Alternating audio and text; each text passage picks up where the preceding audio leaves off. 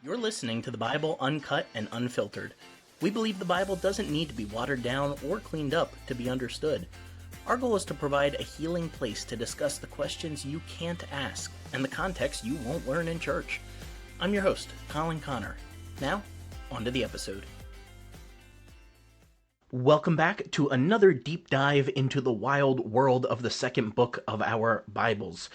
Today we are wading knee-deep, or I suppose I should say frog-deep, into Exodus chapter 8. If you have ever looked at the story of these plagues and wondered why God chose to torment Egypt with a plague of frogs, lice, and flies, well, this week you are in for a treat, because that's what we get to talk about. The writers here aren't just giving us a nature documentary from several thousand years ago. They are crafting a theological masterpiece with themes of power, identity, and most importantly, what happens when the cosmic order gets an emergency reboot. So let's get ready for an absolutely insane story where frogs invade bedrooms and magicians meet their match. Quick housekeeping note before we get into the actual passage itself here. While we will be following the English chapter divisions here today, chapter 7 in the Hebrew Bible actually carries through the first 4 verses that we have here in chapter 8. So if you were reading this in Hebrew, chapter 8 verse 1 is actually just chapter 7 verse 26, which we don't have in our English Bibles. We go from Exodus 7:25 right into Exodus 8 verse 1. And I believe we've dealt with a situation like this before in the podcast once or twice. It is not missing information, it is not added information, it is entirely just a different numbering system. Remember that the chapter and verse divisions are not inspired, they're not original, they're actually a relatively recent addition to the biblical text as far as the history of people reading these scriptures is concerned. For most of the time that they have been around, they have not had chapter and verse divisions. So sometimes we'll hit situations where the Hebrew text has it broken up slightly differently than what we have in English. Same material, just different divisions. It's kind of like if you ever went into a different country and tried to sign into like Netflix or Max or Hulu or something like that, and sometimes the system just doesn't work right. The content is the same for the most part, but the organizational structure is different. And 9 times out of 10, possibly more than that, I am going to side with the way that the Hebrew text is divided up. I think it tends to make sense, more so than some of our English divisions. Honestly, there are some days when I would love to meet the people who decided to break up the English Bible into chapter and verse divisions in a dark alley and give them a piece of my mind for some of their decisions. It's not always the most logical places to break sentences and stories. But in this case, I think that the way it was broken up in English actually makes more sense, because now we have a cleaner division between last week's conversation with the first sign of the Nile turning to blood, and now this week's with the frogs coming out of the river. So if you're reading in Hebrew, the first 4 verses are part of the previous chapter, but that's not really going to make a huge difference for us here today. So let's start reading off in chapter 8. And Yahweh spoke to Moses, "Go to Pharaoh, and say to him, Thus says Yahweh, let my people go, that they may serve me. And if you refuse to let them go, look, I will smite all your borders with frogs. And the river will bring forth frogs abundantly, which will go up and come into your house, and into your bedchamber, and upon your bed, and into the house of your servants, and upon your people, and into your ovens, and into your kneading troughs. And the frogs will come up both on you, and on your people, and on all your servants." You think he's getting the point across. And Yahweh spoke to Moses, "Say to Aaron, stretch forth your hand with your rod over the streams, over the rivers, over the ponds, and cause frogs to come up from the land of Egypt." And Aaron stretched out his hand over the waters of Egypt, and the frogs came up and covered the land of Egypt. And the magicians did so with their enchantments, and brought up frogs upon the land of Egypt. And Pharaoh called for Moses and Aaron and said, "Entreat the Lord that he may take away the frogs from me and from my people, and I will let the people go, that they may do sacrifice to Yahweh." And Moses said to Pharaoh, "Glory over me. When shall I entreat for you, and for your servants, and for your people, to destroy the frogs from you and your houses, that they may remain in the river only?" And he said, "Tomorrow." And he said, "Be it according to your word, that you may know that there is none like unto Yahweh our God, and the frogs will depart from you, and from your house, and from your servants, and from your people, and they will remain in the river only." And Moses and Aaron went out from Pharaoh, And Moses cried to Yahweh because of the frogs which he had brought against Pharaoh. And Yahweh did according to the word of Moses. And the frogs died out of the houses, out of the villages, and out of the fields. And they gathered them together upon heaps, and the land stank. But when Pharaoh saw that there was respite, he hardened his heart, and didn't listen to them, as Yahweh had said. Quite the story to start off this week, right? Verse 1 gives us a little bit of a reality check that I don't think I have emphasized enough in the series so far to this point. If I've even brought it up, I'm not 100% sure. So let's talk about it for a second. God says to Moses to tell Pharaoh that he should let the people go that they may serve me. And that's what you're going to see in most English translations, something along the lines of they may serve me. There are a few that will say that they may worship me, but that's the general idea. What you don't get in English is that it is the exact same word for their slavery to Pharaoh. It's the Hebrew word avad. Now, this is a whole discussion that honestly would take probably several podcast episodes to talk about, so I can't get too much in depth here, but I do want to at least plant this idea in your mind.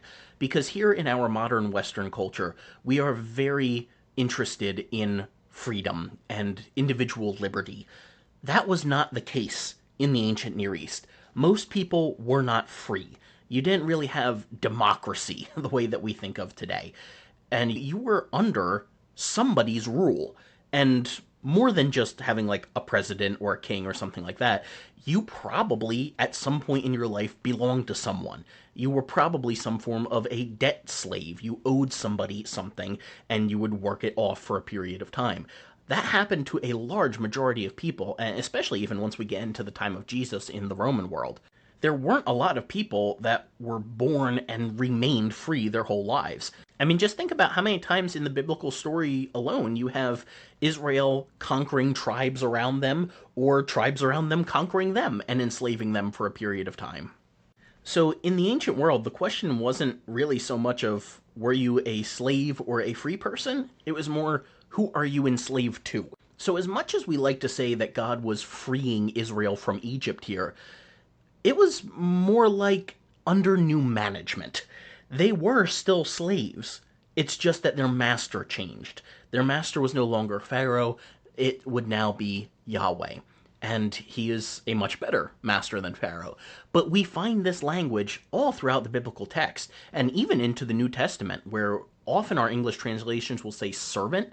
You see this especially in like Paul's letters where he'll say, I'm a servant of Christ or whatever. That's not actually a very accurate translation. That's just the way that for many years now in English, a majority of translators have tried to soften what is a very loaded, complex topic in our modern Western world. You know, it wasn't that long ago, especially here in America, that we were dealing with slavery. Granted, it was a different kind of slavery than in the Bible, but it's an uncomfortable and complex topic. And when your goal is to sell as many of these books as possible and not tick off conservative Christians, you're going to try to make the translation as amenable to their desires as possible. So whenever you see the word servant in your Bible, there's a really good chance that the meaning behind it is actually slave. So when Paul talks about being a servant of Christ, he's actually talking about being a slave of Christ. When God says that Israel is going to serve him when they leave Egypt, it actually means they are going to be his slaves, his property now, instead of Pharaoh's. And that's a little off-putting. At least it is to me. It may not be to you. It's not to everybody. Personally, I think it is something that should make us a little uncomfortable in a world where, thanks to the Bible, we have done much to outlaw slavery. But this was just the reality of the ancient world. And God didn't zap the authors of Scripture with an understanding of the world that would post-date their time thousands of years to make it more comfortable for us. He used the world that they were familiar with, the culture they were familiar with, the language, the terminology, the relationships they were familiar with. And that's what we have going on here. So it's a little uncomfortable, but that's just the reality of the text here. If it helps you, maybe think of it today in terms of your boss.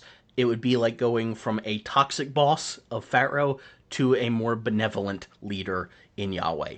You're still going to work every day, but the working conditions are drastically better. Less Devil Wears Prada, more Ted Lasso style of management.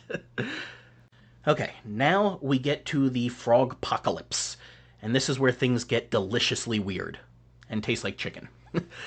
Verse 2 says that God will smite the borders of Egypt with frogs. At least a good number of English versions will say smite. There are a handful that will say, I will plague all of your borders with frogs. And while smite isn't exactly a word that we tend to use in everyday conversation anymore, it is a more accurate translation here, because the meaning behind the Hebrew word usually is for when you stub your foot on something. So the Hebrew is suggesting that these frogs will be literally underfoot. Everywhere you step, squish. It's comically specific in its grossness. Like, you thought stepping on a Lego was bad? Try frogs everywhere you go. And just the slimy, and you'd probably be slipping on them and then falling on a bunch of frogs, and just thinking about that is so gross. Well, here is a completely useless fun fact for you. Frogs are not common chess pieces on the biblical board. In fact, they only show up here in chapter 8 of Exodus, and then in the retelling of these passages in Psalms 78 and 105. So there is nowhere else in the Tanakh, in the Hebrew Bible, where frogs appear, other than when Psalms 78 and 105 give a slight spin on the plague narratives, on the sign narratives. However, there is one other time in the New Testament that frogs make an appearance. Anyone have any guesses? If you think you know, pause the episode and leave us a comment on the social media post for this episode. I would love to hear your thoughts on where else frogs appear in the Bible. Alright, you ready for it? It is Revelation, specifically Revelation 16:13. That's a very weird passage that unfortunately I don't have time to go too deep into here, but I will read the verse for you real fast. I saw 3 unclean spirits like frogs come out of the mouth of the dragon, and out of the mouth of the beast, and out of the mouth of the false prophet. Now, technically, these are not frogs. They are unclean spirits, quote, like frogs, unquote. But when you have something that only shows up in 2 Bible stories, there's a really solid chance that they are connected. And that is absolutely the case here. It is not coincidental that you have the author of Revelation drawing on Exodus imagery here. Both of these passages deal with cosmic conflict between God's kingdom, rebellious rulers on earth. In Exodus, the frogs represent the undoing of creation's order as judgment on Egypt's oppression. In Revelation, the frog-like spirits gather the kings of the earth for the final battle. And to understand why that is significant, we have to ask the question, why frogs? This is the kind of practice I'm trying to get you in the habit of with this series, because it's so easy to read over, especially familiar stories, and not notice some of the weirdness. Like, just to think, oh, I guess that's just weird because the Bible was weird back then. Times were weird back then. But in general, the Bible makes sense. Now, not always without a little bit of explanation, since we are so far removed from the culture back then, but it does tend to make sense within its own culture. And so the weird stuff is there for a reason. And if there is any number of things that God could do to get his point across here, we have to ask a question like, why frogs? What was the point of frogs? Of everything you could have picked, you picked frogs. What was the purpose? All right, strap in, because this is where it gets wild. This is like my favorite kind of thing to talk about when it comes to Bible study. This is where dots start connecting and you see the light bulb go on in people's eyes. All right, ready? Frogs are amphibians, right? They are not land creatures. They are not water creatures. They can live on land or water. They blur the lines between land and sea. Or as Bible Project put it, they represent the undoing of this ordered separation. Yahweh is returning Egypt to a state of disorder and chaos in judgment for their evil. End quote. Think back to Genesis 1 with me, where God separates the waters above from the waters below. He creates boundaries between the sea and the dry land. The creation story is like God's master plan for cosmic organization. Everything in its proper place, like a perfectly organized spice rack. Right? The plagues, the signs, are God systematically pulling out all the drawers and dumping all the spices on the floor.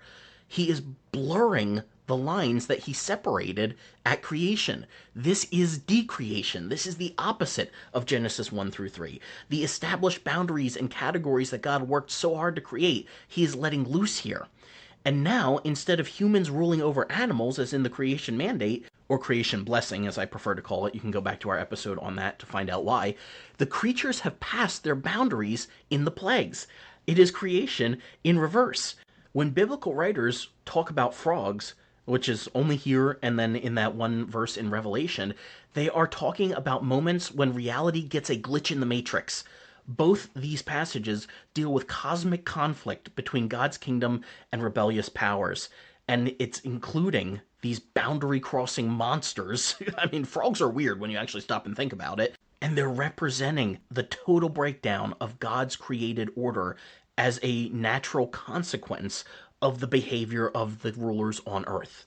In verse 3, what the King James and a few other versions have as "the river will bring forth frogs" is better translated as "will swarm with frogs," or the Young's Living Translation has "teem with frogs." I like using those words to translate the Hebrew behind it. Robert Alter has a really good comment here. He writes, "Several commentators have noticed that this word choice echoes the swarming of the proliferating Hebrews in chapter 1. There, the orgy of propagation seems to have struck the Egyptians as repellently reptilian. Here, they are assaulted with a nauseating plague of amphibians. In this, as in other details of the plague's narrative, the allusions to the creation story, initially sounded in the first chapter of Exodus, turn into a network of reversals of the original creation." So what he's referring back to is in Genesis chapter 1, you have more than once during the creation week where the text reads something along the lines of something brought forth abundantly. Like in verse 21, the waters brought forth abundantly after their kind, every winged fowl after his kind, so forth and so on. And that is this exact same swarming word. So we have here a connection back to Exodus chapter 1, which is itself connecting back to Genesis chapter 1. Alter continues, "It would be excessive to insist that every detail of the narrative, or even every plague, confirms this pattern. Nevertheless, the allusions to early Genesis that are detectable trace a possibility that much exercised the imaginations of the biblical writers. If creation emerged at a particular moment in a process with discriminated stages, one could imagine an undoing of this event and this process, apocalypse being the other side of the coin of creation. The benign swarming of life in Genesis turns into a threatening swarm of odious creatures, just as the penultimate plague of darkness, prelude to mass death, is a reversal of the first, 'let there be light.'" End quote. And remember how last week Pharaoh could just escape back to his palace during the blood sign and just like pretend like nothing was going on? Yeah, not anymore. These frogs are getting into places you didn't even know existed. And verse 4 is particularly disturbing. What most English translations have as "the frogs will come up on you," literally in Hebrew reads "into you." The frogs will come up into you. Now, even if that is just a quirk of grammar and not literal, it's still really gross. And the Talmud, which is a later Jewish rabbinic set of commentary and translation and a little bit of everything else thrown in there on the Hebrew Bible, on the Tanakh, it looked at this really weird wording and said that the frogs would actually croak from inside the guts of the Egyptians. Blah. That's just nightmare fuel, no matter which way you cut it. I would pay good money to watch A24 do a version of the Plagues on Egypt. That would be a pretty awesome movie. But yeah, just thinking about this image of the frogs going into you, I mean, I realize it's probably not literal. It's probably just a weird quirk of Hebrew grammar. But it just makes me think of Alien, with the chest burster. And hey, there's still time to cast Sigourney Weaver as Moses' mother in this made-up movie I have going on in my head now. And all the talk about the chest burster from Aliens just makes me think of Spaceballs, but we're going to stop there before I digress any further. Verse 5 has Aaron stretching his hand with his rod out over the streams, rivers, and ponds of Egypt, and the text isn't really clear whether they did this multiple times, like if they had to find all of the major streams, rivers, ponds, or if this was just like go up on a high place and lift your arms out over the whole land. The text isn't very clear on that. I tend to think this is probably just a one-time thing, but it does leave it open to interpretation. Verse 6 has a textual puzzle that has stumped interpreters for centuries now. Honestly, millennia. This is something you will not find reading pretty much any English version. I have yet to find one that technically translates this verse correctly. Because they're all going to say, Aaron stretched his hand over the waters of Egypt, and the frogs came up. Frogs, plural. That makes sense. That's what the story is about. And yet that's not what the verse says. Believe it or not, the word for frogs here is actually singular. It is the only time in this entire story that the word frog is in the singular rather than the plural in Hebrew. So it literally reads, Aaron stretched out his hand over the waters of Egypt, and the frog came up. And it's not indefinite. It's not a frog came up. It is definite. It has the definite article the on there. It is the frog came up. In the verse before it, verse 5, God said that he would send frogs, plural. In the next verse, verse 7, when the magicians conjure up frogs, again, it is plural. But this one particular instance in verse 6, it is singular. Why? Did the author just have a brain fart moment where he put down the wrong word and then forgot to edit it later? I suppose it's possible, but there are, of course, many fascinating possible explanations, and I would love to walk through some of these with you and then hear from you which you think is the best explanation for this really strange verse. First option, it is possible to use a singular noun to represent a collective group. Kind of like how in English we can talk about fish or deer being singular or plural, or crowd is technically a singular word, but it refers to a multitude of people. Personally, I don't like that explanation, even though it makes enough sense. I don't think it accounts for why there would be one particular case where that happens instead of consistency in either just having singular or plural. It doesn't explain why this one time only is singular and all the rest are plural. The medieval Jewish commentator Rashi has a midrashic interpretation that is pure gold here. He says that one huge frog came out of the Nile, and when the Egyptians hit it, more frogs came out of it. It's kind of like the Hydra regrowing two heads every time you cut one off, and honestly, it is the perfect commentary on Pharaoh's stubbornness here. You could almost read this as the futility of violent resistance to transformation. If you try to strike out against whatever is challenging you in life, it's just going to multiply and get worse. There's a very real sense in which success often comes through surrender, and that perfectly fits what's going on in this story here. There are others who have looked at this text and said that this frog was a giant chaos monster, a Godzilla, but biblical and amphibious, kind of like Leviathan or Rahab in the biblical texts. And while that may sound a little far-fetched to us, remember that Moses' staff turned into a sea monster not that long ago. So it's within the realm of possibility here. And it could at that point be a theological insult aimed directly at the Egyptian frog-headed goddess Heket. The gods were usually depicted as being significantly larger than human beings, so here's a giant frog for you. You want to worship this one? It could very well be divine mockery. It's also worth noting that the word here translated as covered the land, the frog came up and covered the land of Egypt, it's the same word used for forgiveness and atonement.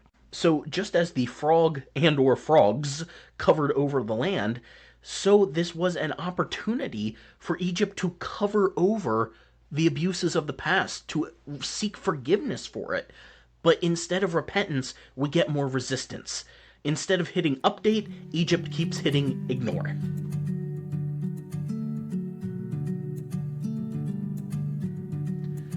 Verse 8 marks a key turning point in the story.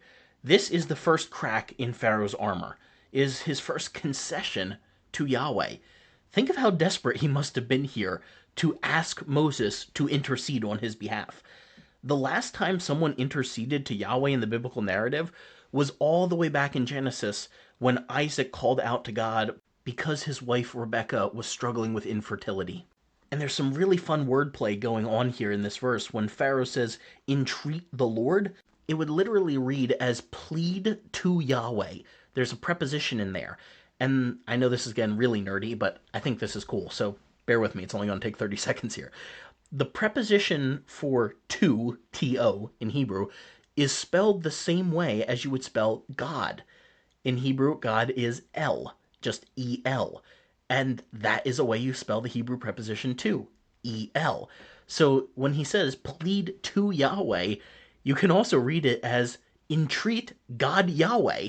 Now, grammatically, plead to Yahweh is the correct translation, but I can't help but think there's some intentional wordplay going on there, where the biblical writers are putting an acknowledgement of Yahweh's divine power in Pharaoh's mouth, because it is highly unlikely Pharaoh would have been speaking Hebrew here, so this wordplay would not have likely actually happened in speech.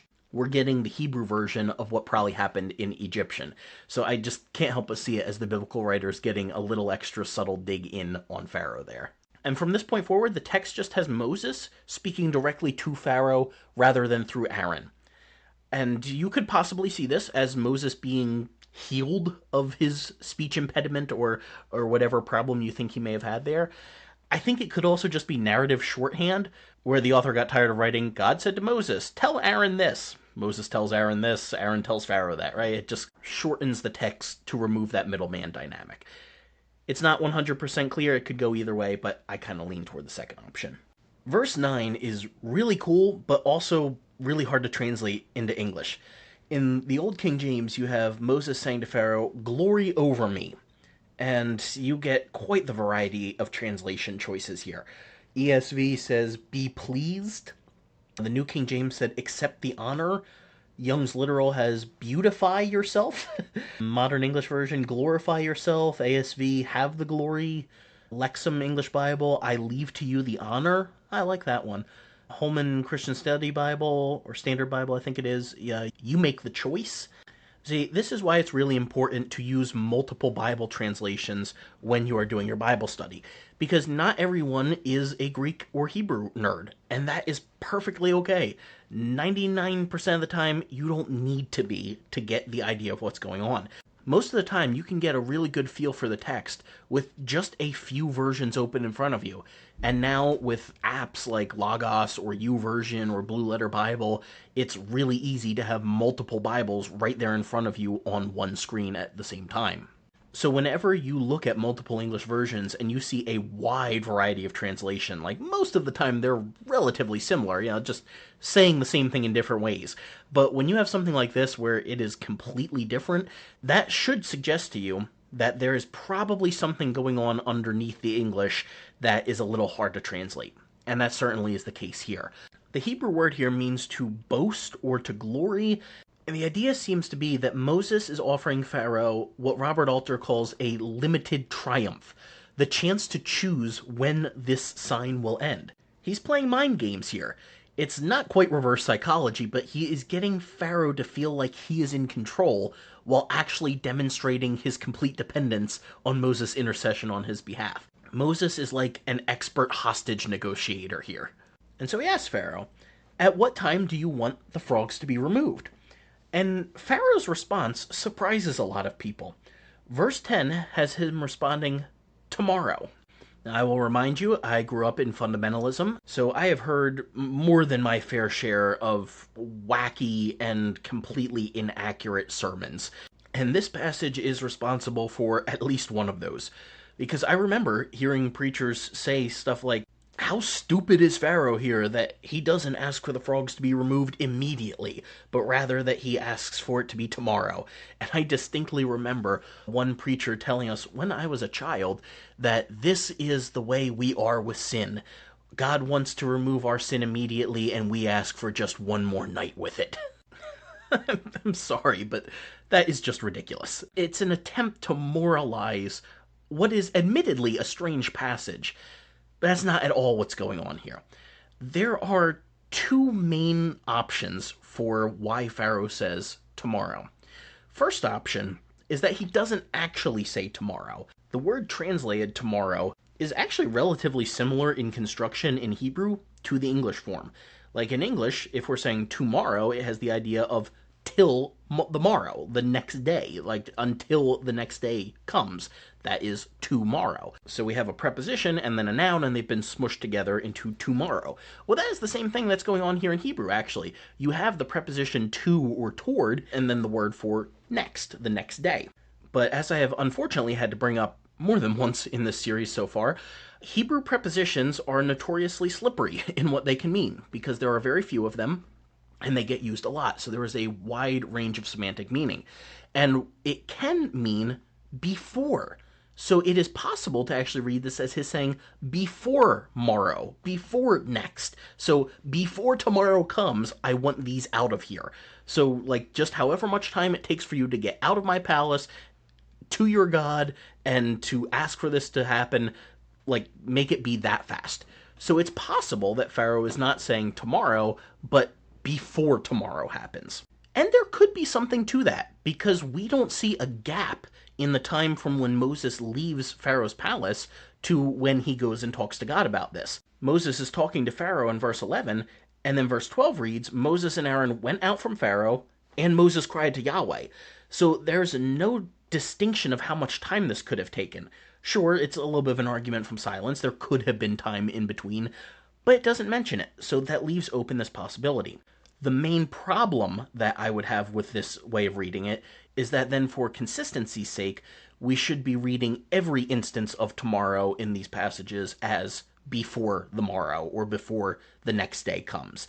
And, that could actually happen. It's a legitimate translation possibility, but it's not really something that you're going to see most translators or commentators taking. So it's not a popular option.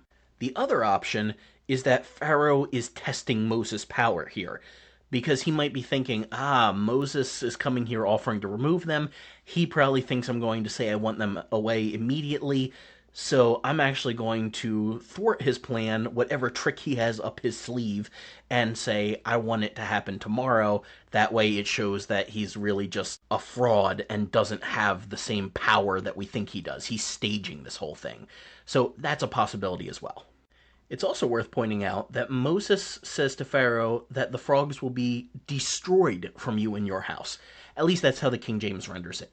That's not a terrible translation if we're just going off of dictionary definition, but I don't think that's quite the nuance here. The word means to cut off something, so I think the implication is that as soon as I say the word, as soon as I make my entreaty to God for you, there are going to be no new frogs coming out. This is going to be completely cut off. But there's a nuance there that I'm guessing Pharaoh missed. It's kind of like from a few weeks back where I compared Pharaoh's crafty dealings to the B-level horror movies where you have like Leprechaun or Wishmaster that finds some way to twist your wish into some form of harm against you. Well, now Moses is doing the same thing, because at first it appeared like the frogs were just going to go back into the river. But now he says they're going to be cut off, which doesn't directly say that they're going to be removed. It can just imply that there will be no new frogs. And that's exactly what ends up happening, because in verse 13, the frogs die out and then are left to rot wherever they die. They don't go back into the river. They just sit there and stink. So Moses goes out from Pharaoh, and verse 12 says that he cries out to God because of the frogs. There's actually a word that's missing in most English translations there. It's literally because of the matter of the frogs. It's that word davar that literally just means word, but it can also mean matter or kind of sort of thing. It's a very general word. So it's because of this word, because of this matter of the frogs, because of this issue of the frogs, he cries out to God. And verse 13 really fascinates me because it reads that Yahweh did according to the word of Moses. That is the inverse of the way we usually read that construction. It's usually that someone does whatever God said. But here we actually have God obeying Moses' command. Yahweh did according to the word of Moses. I can't help but think that could be because of Moses' status as God himself. Verse 14 is where the story gets really grim, because the text reads that they gathered the frogs together upon heaps, and the land stunk. Literally in Hebrew, it reads that they gathered them homers of homers. A homer is an ancient form of measurement that is roughly equivalent to 58 liquid gallons in U.S. measurement. We are talking about a massive pile of rotting amphibians. Homers of homers. So gallons upon gallons upon gallons upon gallons. And the word used of their gathering together the frogs hasn't been used in the biblical story since Joseph gathered together the grain during the good years when he led Egypt. Same word, very different vibe. I just want to pause for a second and consider the psychological trauma that this would have caused for the average Egyptian. These people are living through what amounts to a cosmic horror movie here. And they're not really the antagonists. The average Egyptian was not a horrible person. It's really easy to think in black and white here. But consider how horrific these experiences would be for ordinary people who had no idea that a cosmic battle was raging around them. Most of these people didn't know who Moses was. They didn't have access to Pharaoh. They didn't have the power to oppress Israelites. So they are just getting the brunt of all of this going on. They're caught in the middle. That had to be absolutely horrifying. And yet in verse 15, Pharaoh hardens his heart. Literally, the text reads, he made his heart hard. And like we talked about before, this goes beyond conversations of sovereignty or free will. This is drawing on ancient Egyptian traditions of the Pharaoh having to have his heart weighed against a feather of truth, of Ma'at order, to grant him entry into the afterlife. Every time Pharaoh hardens his heart, he's not just being stubborn, he is making himself unfit for the Egyptian version of paradise within his own mythology. That is cosmic self-sabotage, and is completely devastating.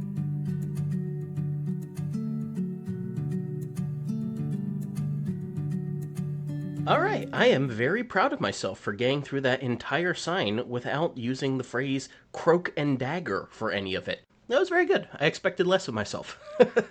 Alright, moving on to dust, sign 3. Let's pick up in verse 16. And Yahweh said to Moses, say to Aaron, stretch out your rod and smite the dust of the land, that it will become lice throughout all the land of Egypt. And they did so. For Aaron stretched out his hand with his rod, and smote the dust of the earth, and it became lice in humans, and in beasts. And the dust of the land became lice throughout all the land of Egypt. And the magicians did so with their enchantments to bring forth lice. But they could not. So there were lice upon humans, and upon beasts. And the magicians said to Pharaoh, this is the finger of God. And Pharaoh's heart was hardened, and he hearkened not to them, as Yahweh had said. All right, we'll stop there in verse 19. Now, I was reading based in the King James there, so you heard me read that as lice. There's probably about 40% of English Bible translations that will say lice, and I'd say, roughly about 60% will say gnats. Gnats is more likely, but we're still not 100% sure what the exact insect here was. Most ancient people groups didn't go through the rigorous scientific cataloging of insects that we are used to in the modern world today. And even today, we use categories in a general sense to refer to animals and insects. Like, if I saw a spider on the wall, I might say, there was a bug in my office. But a spider isn't technically a bug or an insect. It's an arachnid. That's a separate grouping. But unless you're an extremely pedantic person, you're probably not going to correct me if I say I saw a bug when I actually saw a spider. So the same thing happens with ancient cultures as well, and it's not likely that we are going to know exactly what type of insect this was. So whether you say lice or gnats, you get the general idea. It is some sort of small swarming insect. It's nature's glitter bomb all around the Egyptians here, infinitely annoying and impossible to clean up. Now, as we get into these signs, Robert Alter saw a transition here that I want to give you the quote, and then I'm actually going to disagree a little bit with what he says. So here's what he writes.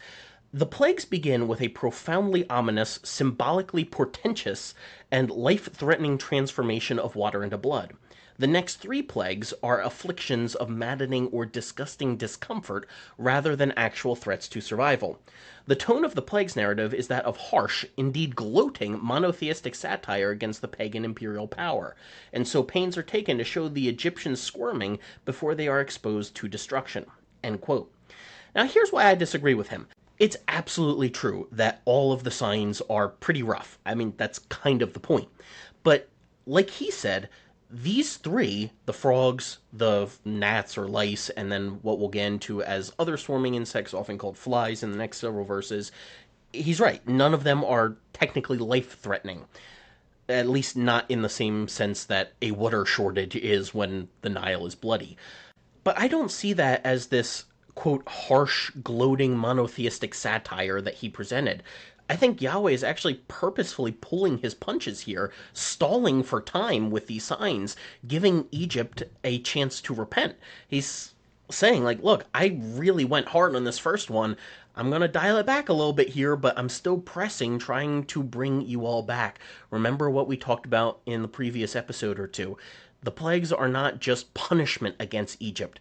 They are warnings that Egypt has gone too far, and it's God's invitation to come back. The point was never to destroy Egypt. The point was always to bring all people back into an Eden-like relationship with God. And it just so happens that Egypt went a little too far at this point in history in its mistreatment of another people group. And that is why God is taking this corrective action. And the mode with which Moses and Aaron accomplish this particular sign is quite significant. They are told to strike the dust, and then the dust of the earth turns into these gnats. Genesis 2 tells us that humanity was created from dust. This plague is a reversal of that. It is decreation language again. It is like unleashing a zombie death plague on creatures that came from the dust in the first place. God is unleashing this teeming unlife from the very substance that we came from in the first place. It's a reminder of our mortality, of our fundamental fragility. And some scholars suggest, particularly if you do take the translation of lice, but gnats would work as well, that there may be an added significance with the Egyptian priests shaving their entire bodies to prevent lice or other unclean things from contaminating their ritual purity.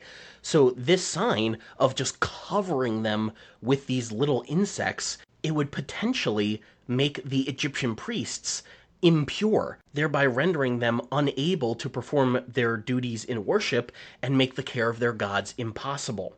When you can't maintain ritual cleanliness, you can't perform your religious duties. So this is, in essence, a form of spiritual warfare at a very practical level. Verse 18 is a crucial turning point in the story as the magicians meet their match.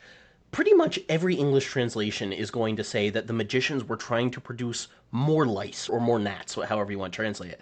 But that would cause the next sentence to not make much sense if it is a so clause, as the King James translates it. Let me read verse 18 again. The magicians did so with their enchantments to bring forth lice, but they could not. So there were lice upon humans and beasts. So it's putting the second part of the verse as a result of that. The magicians tried to bring forth lice, they couldn't, and therefore there were lice on people and animals. That doesn't really make sense. But there's a decent argument to be made, and I'll get into a Robert Alter quote about this in just a second, that the magicians were actually trying to stop the infestation, but were unable to. Here's what Alter says. The syntax directs us to a kind of comic discovery. At first, we imagine that still again the soothsayers are engaged in their own pathetic imitation of Moses and Aaron's destructive act, bringing forth their own lice. Then we realize that this time they are attempting to get rid of the plague, but to no avail. End quote. Now here's where this whole thing gets a little complicated and it's hard to bring over into English. The word that's translated bring forth, when it says that they tried to bring forth lice or gnats, it's a very versatile verb of motion, and it can actually mean to go out or to come in. And so depending on how you read this, it could make it sound like they were trying to bring forth more gnats, produce them, but it could also be that they were trying to send them out, to get them to leave. And it's kind of dependent on the context to determine which. So what Alter was saying is when you first read this, it sounds like they were trying to create more lice. But when you realize that the next part of the verse says they couldn't do this, therefore there were lice upon humans and animals, it makes you go, oh, maybe they were actually trying to get rid of them. They were trying to send them out rather than bring them up, and they failed. That's why there were still gnats here. My apologies that I keep going back and forth between saying gnats and lice. General consensus will be a gnat-like creature, but I have the King James in front of me that says lice, and it's very easy to just read that and forget. So my apologies there. The magician's confession in verse 19 is very theologically loaded. It's easy to read over and think that they just said, oh, well, this is the work of God. But that's not actually what they say. They say, this is the finger of God. And then Pharaoh hardens his heart and doesn't listen to them. So what's the big deal? Why specify finger? Why didn't they say this is the hand of God, the arm of God? Like, why just the finger of God? What is the point? Well, this is where it's really helpful to know some ancient Near Eastern context and a bit of Egyptian mythology. Let me read you a quote from the Egyptian Magicians article on thetorah.com that I've referenced over the last couple weeks here. Numerous extended Horus four-finger amulets. Horus was an Egyptian god, and when they say four-finger, that means like the first finger, not four fingers, so four-finger amulets, have been recovered from ancient Egypt. And extending the forefinger was an apotropaic ritual gesture used alongside spells, especially by shepherds, get this, to ford dangerous waters with their herds. Can you think of anything that might tie into soon in the story? Okay. To ensure safe passage, the herdsman pointed his hand over the water, and those nearby were commanded to stop talking. Such a practice calls to mind the account of the shepherd priest Moses extending his arm over the Reed Sea. There you go. End quote. Now, I do want to explain one word that they used in that article. They said that these depictions of the extended fingers of Horus were apotropaic ritual gestures. I'm guessing none of you listening to this have used apotropaic in any conversation in the last week. If you have, please let me know why. I would love to know, because that, like, you have to be an absolute nerd if you use that word. Apotropaic just means that it is something that is believed to have power to ward off evil spirits or bad luck or something along those lines. So these amulets of Horus's fingers outstretched, you would be surprised how hard that was to say. That took about 6 takes. They were essentially good luck charms. So when the Egyptian sorcerers say this is the finger of God, they're not just saying, oh, this is obviously something supernatural here. No, they are saying that Moses is working by some sort of good luck charm. He has the finger of Horus upon him, as this shepherd is able to do such a strange feat. Now, this may be a little bit of an anachronistic way of thinking, but some have even suggested that the magician's response is a critique on the part of the author of the God of the Gaps way of thinking. And what that means is sometimes we as humans tend to attribute to God what we don't yet understand. So, like, for example, if we were to travel back in time with a computer, and let's say go back 2,000 years to around the time of Jesus, we show up in some Roman forum, and we just pull out this computer, and somehow we're able to communicate with people, and we show them everything that's going on, they would probably think, you have a god in this box. Like, they just don't have a capacity. They don't have any kind of precedent for this. So our minds automatically attribute things we can't understand to the supernatural. A miracle is just something we don't have a scientific explanation for. Well, the author of this text doesn't seem to be too thrilled with that position, because he puts that mindset in the words of the Egyptian sorcerers here. They are only willing to concede Yahweh's power when their own expertise fails. And that's kind of a critique of us here today. We are comfortable with God in the areas where we don't yet have scientific explanations, but the moment we can replicate or understand something, we tend to assume that God's involvement becomes unnecessary. And it's like we pit God and science against each other. We either have a scientific explanation for it, or God did it. It's like, why can't it be both? Why can't it be that sometimes God works through these natural processes that we are trying to understand through science? That doesn't remove God from the picture. It just means that we understand a little bit more of how he made the world to work.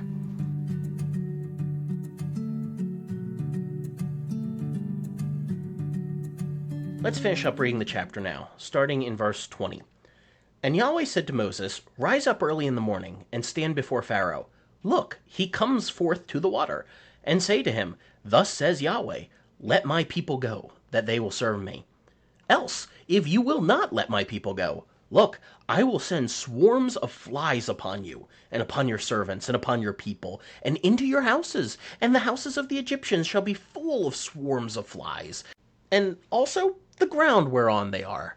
And I will sever in that day the land of Goshen, in which my people dwell, that no swarms of flies will be there, to the end that you may know that I am Yahweh in the midst of the earth. And I will put a division between my people and your people. Tomorrow this sign will be. And Yahweh did so. And there came a grievous swarm of flies into the house of Pharaoh, and into his servants' houses, and into all the land of Egypt. The land was corrupted by reason of the swarm of flies. Very interesting translation choice there. We'll get into that.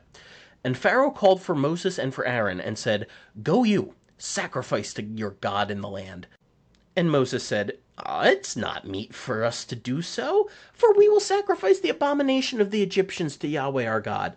Look, should we sacrifice the abomination of the Egyptians before their eyes? Wouldn't they stone us? Now, we will go 3 days' journey into the wilderness, and sacrifice to Yahweh our God, as he shall command us. And Pharaoh said, I will let you go, that you may sacrifice to Yahweh your God in the wilderness. Only you shall not go very far away. Entreat for me. And Moses said, Look, I go from you, and I will entreat Yahweh that the swarms of flies may depart from Pharaoh and from his servants and from his people tomorrow. But let not Pharaoh deal deceitfully any more in not letting the people go to sacrifice to Yahweh. And Moses went out from Pharaoh and entreated Yahweh. And Yahweh did according to the word of Moses. And he removed the swarms of flies from Pharaoh, from his servants, from his people. There remained not one. And Pharaoh hardened his heart at this time also, neither would he let the people go. And you may have noticed as I read those verses, there is a period of time in which the flies come up on the land, and then Pharaoh asks for them to be removed. Moses then goes and asks God to remove them. That brings up a really disturbing point. Nothing is ever said in these verses about the gnats from the third sign being removed. Now, it is entirely possible that that sign just stopped at some point. It seems that the Bloody Nile only lasted about a week. The frogs die off, and the fourth sign that we're getting into now with the flies, that has a defined endpoint. But the sign of gnats does not have a specified endpoint. And we all know how intentional the biblical authors tend to be with the details they include and the details they leave out. So I can't help but think that the gnats still remained during this time. And much like with the gnats slash lice slash whatever they were, we don't actually know what exactly this sign is either. Because if you're using a version that has italics like the King James, you'll see that whenever it says flies here, it's actually italicized. Pretty much every English version is going to say flies, swarms of flies. But that's not in the text itself. The word arav in Hebrew, it just means swarms. The text never specifies what kind of creatures make up these swarms. And unfortunately, it is a very rare word in the Tanakh. It only appears here and in the Psalms that retell these stories that we've mentioned previously. And maybe that ambiguity is the point. Sometimes the most terrifying thing in a horror movie is what you don't see clearly, when you don't know what exactly you're dealing with. Bible Project notes that this sign inverts God's blessing to humanity in Genesis 1:28 to be fruitful and multiply and fill the land. So once again, we have decreation imagery, because just as humans were supposed to fill the land, we actually here have these swarms filling the land.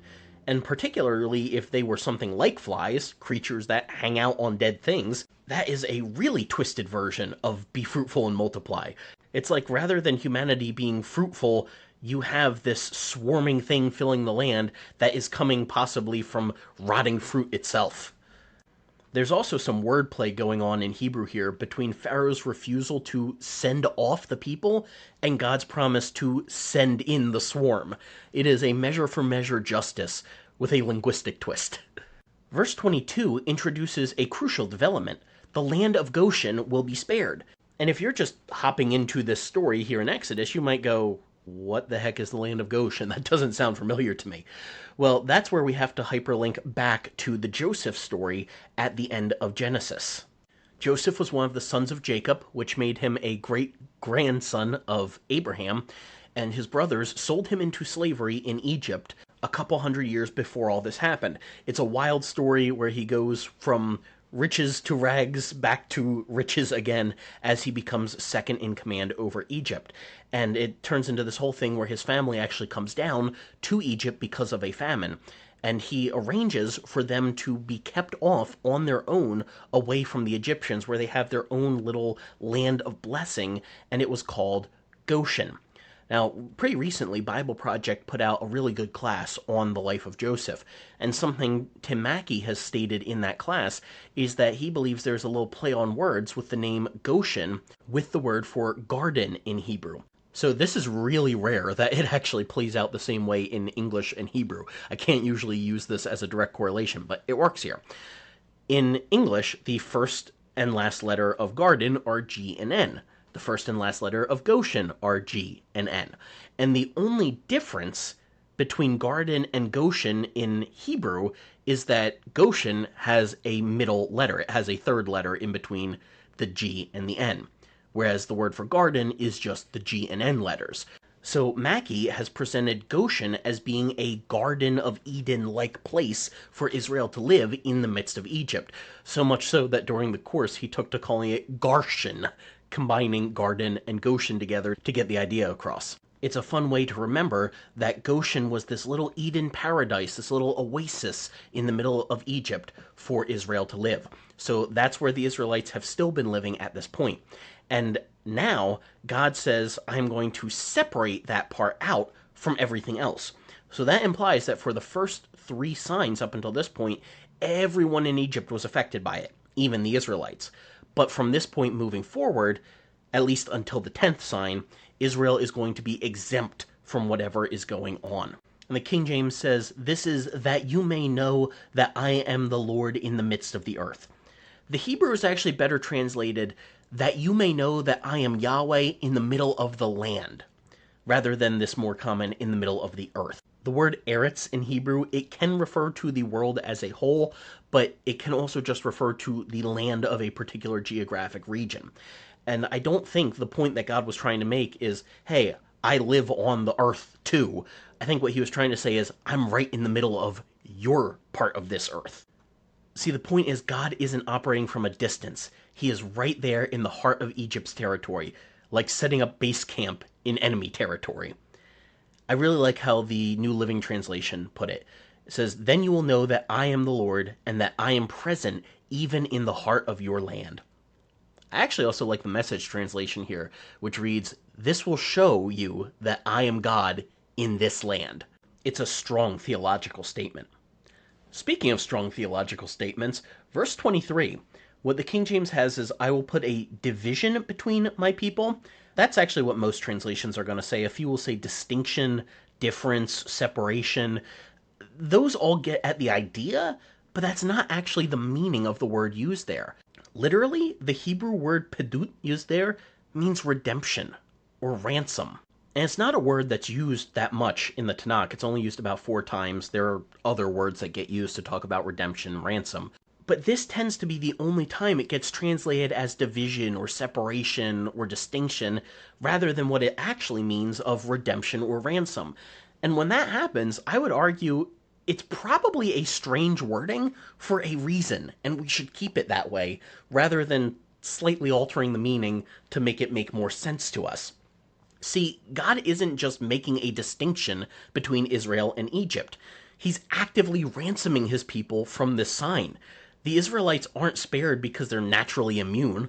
They're rescued because God intervenes on their behalf. This is where God steps in and says that he is actively redeeming his people during this, buying them back. Bible Project is doing an ongoing series on redemption right now as we're recording this episode, and just recently they used the word repossess to describe redemption. It is when you are taking back something that you actually own. It's like repossessing a house or a car. The person who has it thinks that they own it, but they don't actually own it. They still owe money to whoever owns it, and if they don't pay the money, it gets repossessed. It gets taken back. That is what is happening here.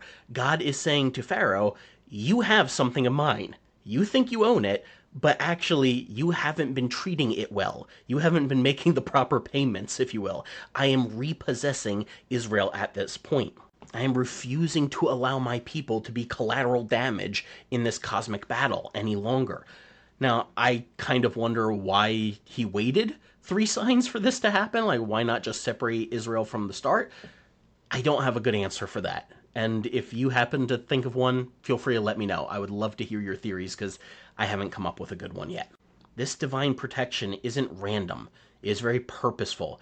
It is God preferentially choosing the oppressed, the hurting, the people who have been mistreated by government. Verse 24 in the King James says that there is a grievous swarm of flies in the house of Pharaoh. Many other translations will say a great swarm of flies. But actually, it's the word kavod, the word for heavy, the same word that is used for Pharaoh's hardened heart. The cosmic irony is thick enough to cut with a knife through this swarm of whatever they are. Pharaoh's heavy heart brings about Egypt's heavy judgment. And the word used for corrupting here at the end of verse 24, Egypt was corrupted by reason of the swarm of flies. It is the same term used for destruction in Noah's flood.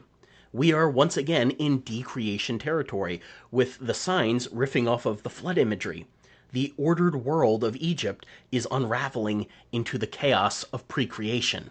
In verse 25, once Pharaoh realizes who is the true lord of the flies, he offers the art of the bad deal.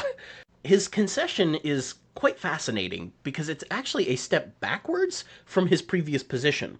You'll remember back at the end of the second sign, or actually before the end of it, when he asks for the end of it, he says, if you remove the frogs, I'll let you all go to serve Yahweh. However, he recants on that once it happens. So now his offer is a step back from that. He says you can go sacrifice, but only here within Egypt's borders. It's like offering to let your teenagers have a party at your house, but they can only do it in the living room while you're there watching TV. And Moses sees right through that. He says, it is not meet for us to do that. That is an older English way of saying it is not appropriate for us to do this. Why? Because we will be sacrificing, quote, the abomination of the Egyptians. Now, we are not 100% sure what the abomination of the Egyptians would have meant to them.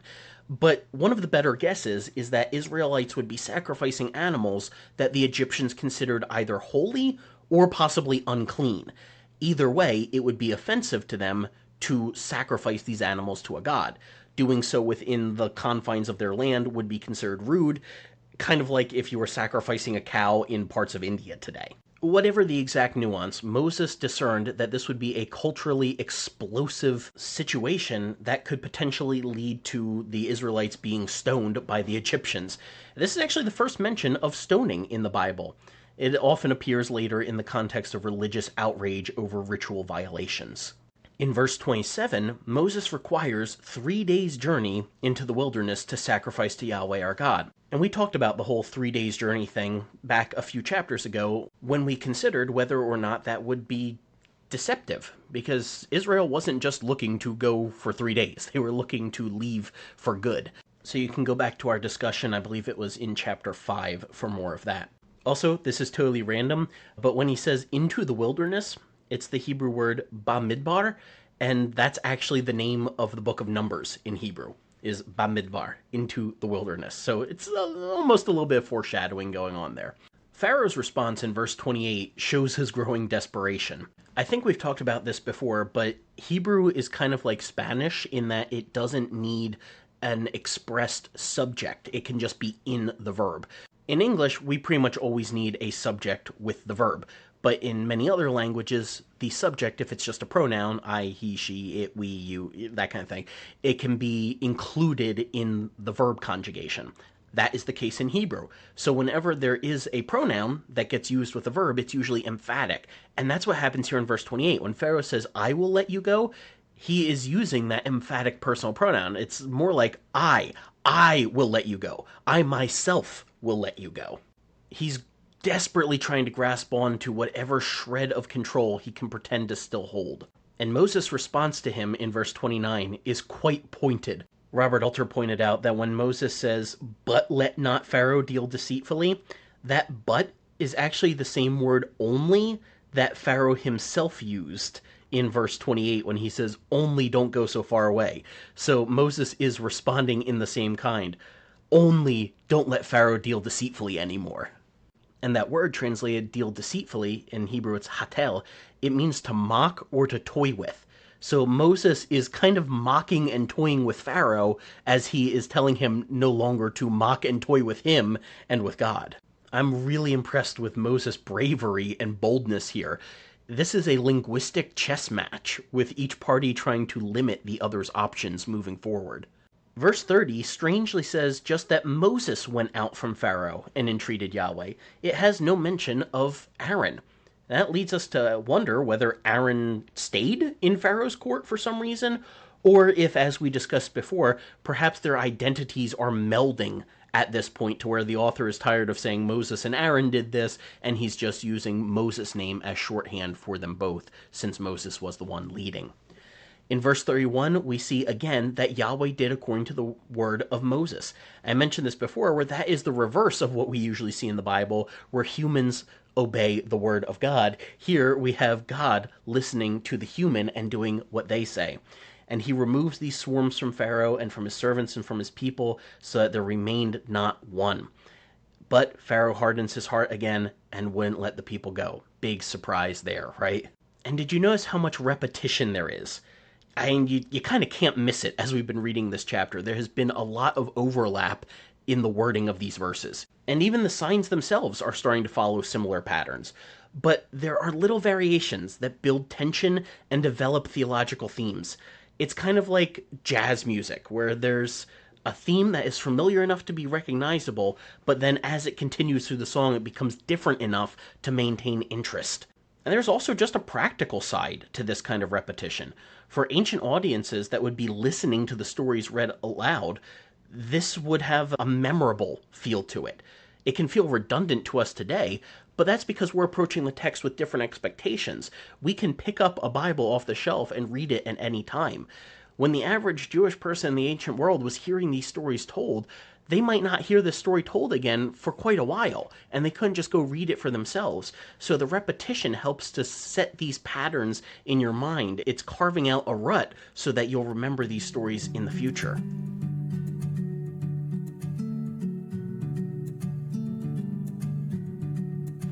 We're only partway through the sign sequence. We are only on number 4 so far, and already we can see the trajectory of where this is going. The Egyptian sorcerers have reached their limits, and Pharaoh's heart is hardening with each concession and reversal. The stakes are escalating with each sign. And what we're witnessing here is more than just a historical retelling of something from a couple thousand years ago. It's reflective of the world we live in today as well. The dynamics of power, resistance, and divine sovereignty and human free will, they haven't changed that much in several thousand years. Sure, the clothes we wear are different, the technology has evolved, but the fundamental human tendency to harden our hearts when confronted with uncomfortable information remains disturbingly familiar. In our very divided climate of modern-day America, it is easy to dig our heels in against people who think differently than we do, and to see them as the other, somebody to be feared and even to be oppressed or beaten down so that our way can continue. But when we do that, we are sounding more like Pharaoh's empire than we are God's Israel. While I try pretty hard not to over-spiritualize these texts, because we're trying to get at ancient Near Eastern history and context here, we're not preaching sermons, I just can't help but draw this connection between Pharaoh's situation and ours. It's easy to put ourselves in the shoes of the heroes of the story, but more often than not, I think we're actually in Pharaoh's place. In this information age in which we live, we are frequently presented with crisis points where we are given information that contradicts what we may have thought before was true. And we are faced with a choice where God gives us the strength to make a decision. Are we going to take that strength and dig our heels in and demand the way I think things are is the way things have to be? Or are we going to admit that there is a possibility we have been wrong, and maybe even that we have wronged others? Remember, no one thinks they're the bad guy in the story. No one thinks they're on the side of empire. If we got to hear Pharaoh's version of this story, he'd probably present himself as a victim. Just because we think we're right or we think that we have the religious texts on our side doesn't always mean that we are. We need the humility to take these confrontation points that we have in life and use them to self-evaluate rather than to just see other people as the enemy. Remember, Egypt was not the enemy here. They were also part of God's human family that he wanted to redeem and restore. It's just that Pharaoh wasn't willing for that to happen. As the world around us gets more and more polarized, let's resist the urge to fall into easy us versus them camps. Because God's will and God's family, God's redemption, God's plan is always more inclusive than what we would originally think it is. And if you think that's a problematic statement, you have a problem with Christianity, not with me. Because the entire foundation of Christianity, if you read Paul's letters, is that God's plan was always for everyone to be part of the covenant family, not just a specific group of people. To be sure, God sometimes works differently with different people. The way he made his case to Moses was different from how he approached Israel as a whole, which was different from his strategy with Egypt. But God hasn't stopped speaking after the days of Jesus and the apostles. His methods may have changed, but his activity has not. He tends to speak to people in ways that make most sense to them, culturally, psychologically, personally. We see that here in these stories, where he is drawing on the culture of Egypt's day to speak their language. The challenge is just developing the spiritual sensitivity to recognize divine activity, not just within the walls of a church, but in the ordinary stuff of life, and then the humility to respond to that when we do. Will we be like the Egyptian magicians who are only willing to admit this is the finger of God when they don't have an explanation for what's going on? Or will we assume the best about the people and the world around us, that perhaps God is working through all of it, whether or not that is how we ourselves would choose to work? All right, I'll stop preaching now. Thank you all again for joining me on this journey through Exodus chapter 8. I hope you found it informative and interesting. I'd love to hear your thoughts on it. You can always comment on the socials, on YouTube, write us an email, cconn@thebibleuncut.com. You can write in on the website, and we have our Discord up and running now as well that you can find linked to in the show notes of your podcast player. Next up in this series is chapter 9, which has signs 5 through 7. The first one that is actually called a plague, and some uncomfortable tension between biblical hyperbole and biblical literalism. So until then, stay curious and keep asking questions about the Uncut and Unfiltered Bible. You've been listening to the Bible Uncut and Unfiltered. We hope we provided a healing place to discuss the questions you can't ask and the context you won't learn in church. If you enjoyed the podcast, would you take a minute to share it with a friend? You could also rate and review on your podcast app. If you'd like to donate to keep our work going, you can go to our website, thebibleuncut.com, and click on the Support Us tab. While you're there, check out the recommended resources and blog where we post show notes and other articles. Thanks for listening. We'll see you next week.